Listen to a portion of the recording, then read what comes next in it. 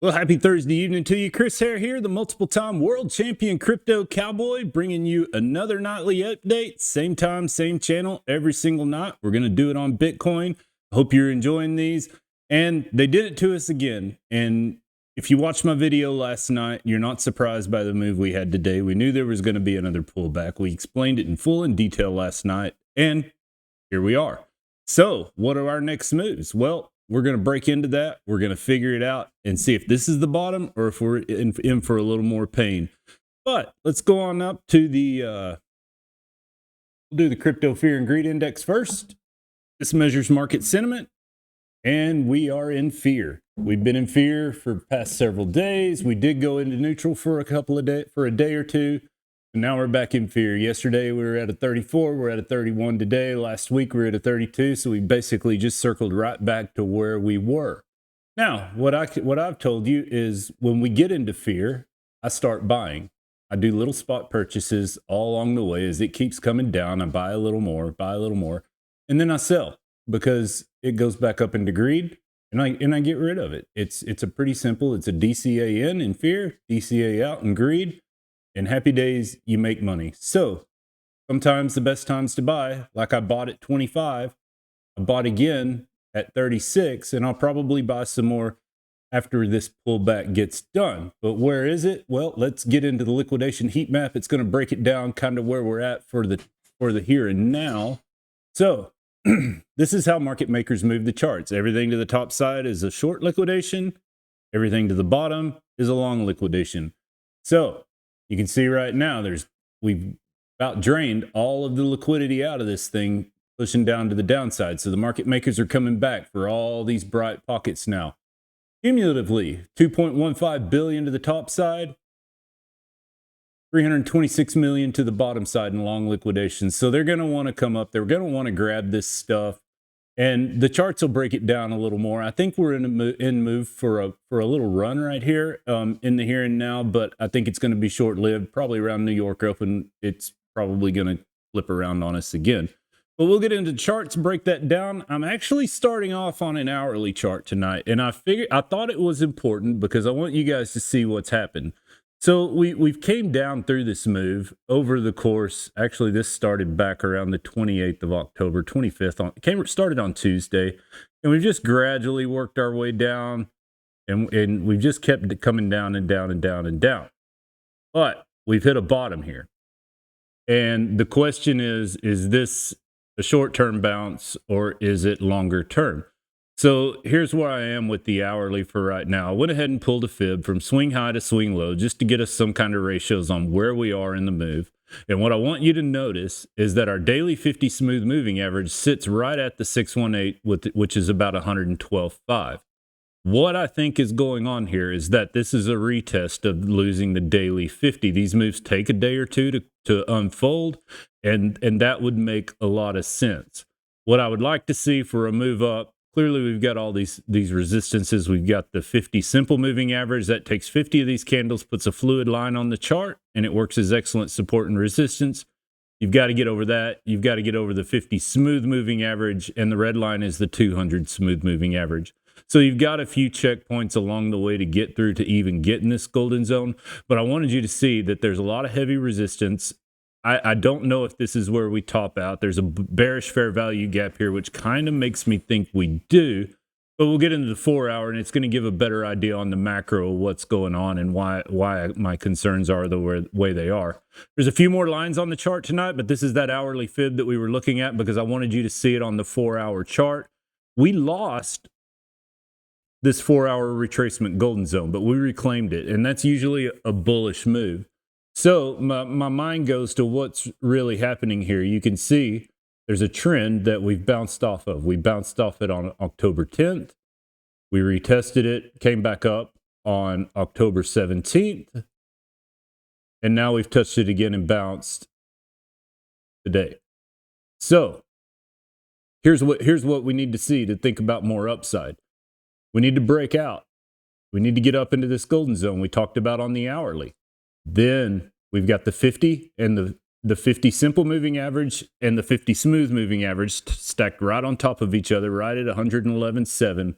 We've got to get through that. We've got to get through this bearish fair value gap sitting at around 112.2. And then we get into this golden zone here from the hourly that's just above the daily 50.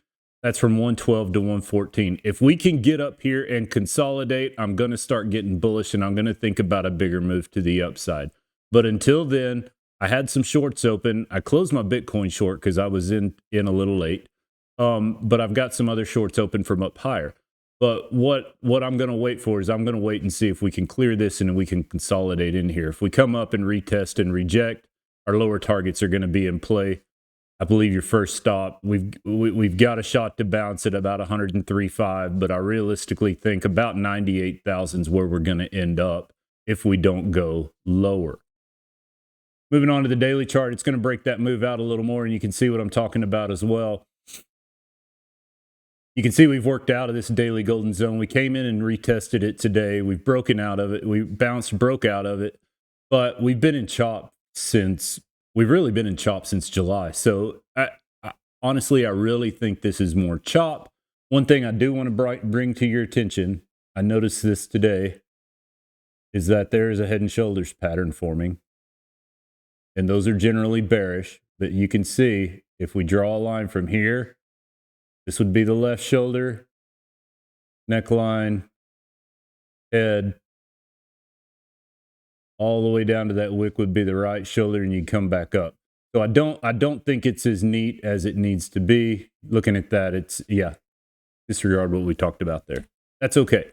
You can kind of see how I work a head and shoulders, how I thought it might be there, but it's really not. That would put the validation way down here, and that's irrelevant to what we've got going on. But like I said, we've bounced off of this trend line that goes way back. And let me just go ahead and zoom out. I want you guys to see this. But we touched it here. We touched it at the very beginning of the bull run. And then all our supports are here. So that makes me wonder if we don't go up from here and go ahead and try to hit those upper support targets. If we don't and we lose it, then our lower targets are in play. So we're at our critical point over the next day or two and over the weekend is if we can clear this, we're going up. If we don't and we reject, we're going down. And that's basically it. Because once you fall out of this pennant that we've got drawn, that pennant's no good. And you're going to work your way down. Next stops, 97,921 is where the 200 smooth moving average sits. Bottom of the big pennant, $90,000, somewhere between $90,000 and $88,000 would be your bounce point. So it's kind of like, where do we go tonight? It's not painting a very good picture, very clear of what we're about to do.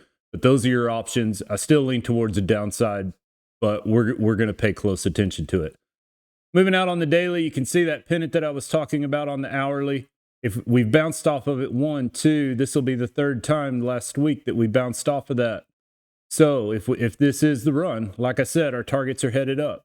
Somewhere around 117.3 to 121.5 on up to 133, 142. And that's probably going to be the end of the run. You might squeeze 150 out of this, but I wouldn't be very optimistic. If we do come down here and lose this 50 moving average that we keep bouncing off of, next stops, like I said, are that $98,000. And then the weekly golden zone sits from 92,000 to 85,000. So we've got another support here if we lose this one. If we lose this, guys, it's going to get a little... I'm concerned that the bull market's over. Our last line of hope is this fair value gap at around 77,000. If we get below this, then it's going to be pretty ugly.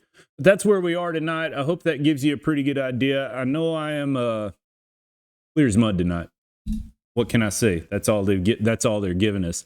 It'll really be contingent on what happens tomorrow and over the weekend. Tomorrow, even if we do something pretty gnarly or something that we expect, I probably won't trade it because about noon Texas time, volume falls off. And then Saturdays are just, they barely move. And usually you end up right back where you were on Sunday. So it's just not worth trading to me. But that's where I am for tonight. If anything changes, I'm going to be around the ranch tomorrow. I'll just throw a video up right away and we'll talk about it right there in the here and now and see what's going on. But I hope you enjoyed the video. If you did, go ahead and like it, hit the subscribe, tap the bell notification. You'll get notifications as soon as we drop a video. And leave us a comment. It helps that YouTube algorithm, and I really enjoy hearing from you guys. And don't forget to check out the link to the Crypto School. I post all my charts there. I posted some signals there the last 2 days that have printed money. We've made money. And you'll find a link to my X and a link to BitUnix that'll get you some cashback deals on your trading. But I'm going to wrap it up for tonight. I've said already, I am Chris Hare, the Crypto Cowboy. Thanks so much for watching, and we'll see you down the road.